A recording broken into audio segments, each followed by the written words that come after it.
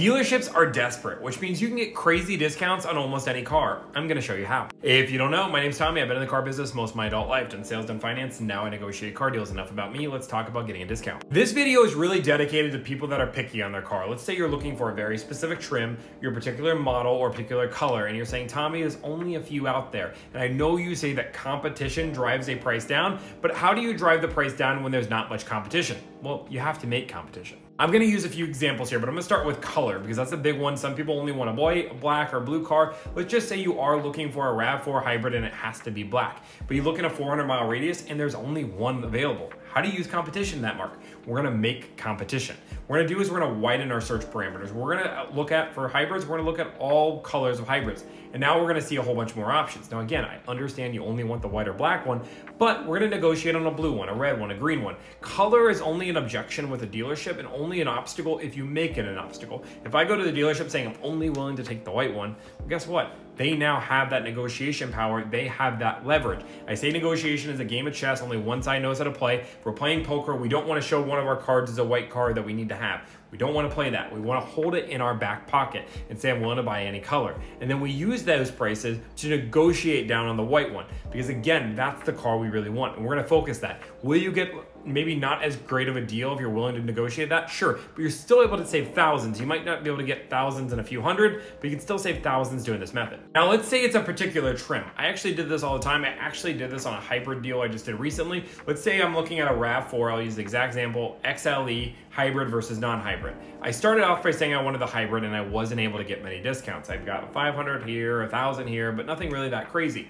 But then after that, I said, okay, well, why don't we go to a gas model? Let's hear that. Then boom, the discounts started coming in, 1,000, 1,500, 2,000, 2,500, $3,000 off on this gas model. Guess what? I start getting all this competition, all this driven. And now I say, I switch back to the hybrid. I say, hey, I've got a lot of competitive quotes, $3,000 off, $2,500 off, and I switch back to the hybrid. I say, you know what? Actually, we've talked about it. We want the hybrid. I want your best shot on a hybrid. Now, the problem is they can't say they're going to give $3,000 off of one car and MSRP or above MSRP on another. They have to be more competitive. And when I did this with the dealership I just worked with out in Texas, I had dealerships now coming down on the price. Give me discounts. Yes, I wasn't getting $3,000 off the car. It's a hot demand car. But am I getting $1,500 off the car now? Am I getting $1,000 off the car? Absolutely. Because I widened my search parameters, I got discounts, and I brought those discounts on a different trim. Again, I was open to the gas model, and maybe a dealership might push me that way. But in reality, if I keep going on that hybrid, maybe I'm not going to get as good of a deal, but I'm definitely getting a discount and getting well below MSRP by doing this method. I understand what people are going to say. Well, Tommy, there's exceptions to the rule. And sure, but if you widen your search,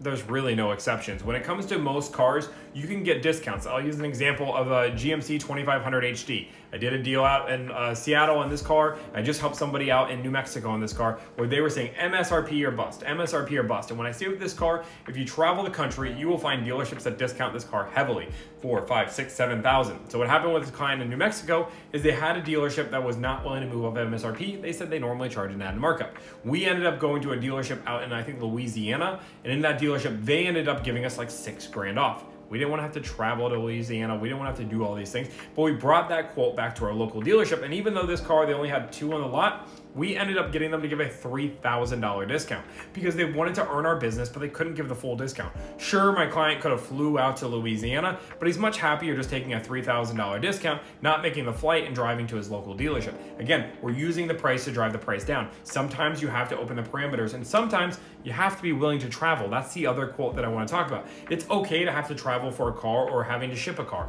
Shipping a car costs like $1,500, so understand that. So if you can save over $1,500, it's worth it. Now, if you can save $1,600, probably not worth it. But if you can save, like on this GMC deal, 6, 7 grand versus MSRP, then yeah, ship the dang car. It's a new car. It should be in good condition. Just do the things you need to do. Make sure you're looking to make sure the car is in good condition. Get videos of the car. Have the car inspected if need be. I know I say it over and over again, but I'm leaving this at the end of the video for people that want to get this far. This is why I love negotiating online. When you negotiate online, the world is our oyster. We can negotiate with dealerships 500,000 miles away, 2,000 miles away, 3,000 miles away, and that idea of no competition now becomes competition. And the second you're willing to travel for a vehicle, you are going to get a better deal. And once you're able to get that deal, this dealership knows that they're either going to lose your business, which I will tell you that a lot of people don't realize this, but when a new car customer goes in one area and buys elsewhere, it's actually a ding to a key metric that's important to them. So dealerships do track that when your local buyer goes to buy at a different dealership. So that's huge. They don't normally want to do that. So they'll normally give you one final swing.